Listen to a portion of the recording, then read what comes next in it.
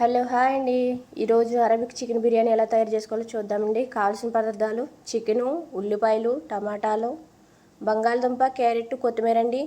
1 spoon పసుపు, 1/2 spoon మిరియాల పొడి, 1 స్పూన్ జీలకర్ర పొడి, 1/2 స్పూన్ దాల్చిన చెక్క పొడి, 1 స్పూను ధనియాల పొడి, 1/2 స్పూన్ యాలకుల పొడి,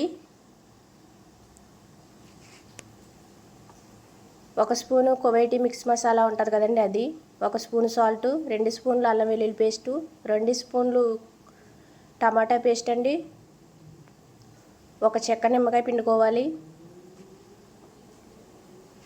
1 స్పూన్ నూనె పోసుకోవాలండి.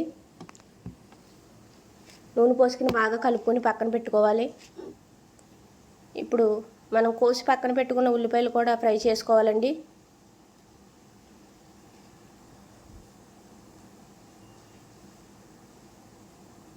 బ్రౌన్ కలర్ వచ్చేంత వరకు ఫ్రై చేసుకోవాలి. బాగా నల్లగా అయినా బాగోవు, లైట్ బ్రౌన్ కలర్లో సరిపోతుందండి.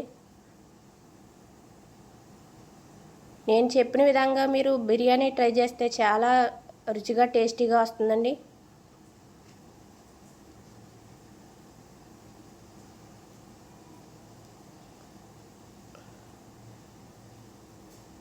లైక్ చేయడం మాత్రం మర్చిపోకండి. లైక్ చేయండి, షేర్ చేయండి, కామెంట్ చేయండి, సబ్స్క్రైబ్ చేసుకోండి. ఇప్పుడు ఒక గిన్నె పెట్టుకుని ఆ గిన్నెలో అదే నూనె వేసుకుందామండి.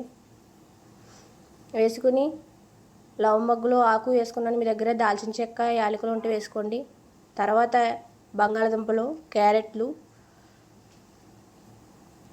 టమాటాలు వేసుకుని బాగా వేపుకోవాలండి. వేపుకున్న తర్వాత ఉల్లిపాయలు కూడా వేసుకోవాలి. ఉల్లిపాయలు కూడా వేసుకుని బాగా వేయించుకోవాలి. తర్వాత మనం కలిపి పక్కన పెట్టుకున్న చికెన్ కూడా అందులో వేసుకుని బాగా వేయించుకోవాలి.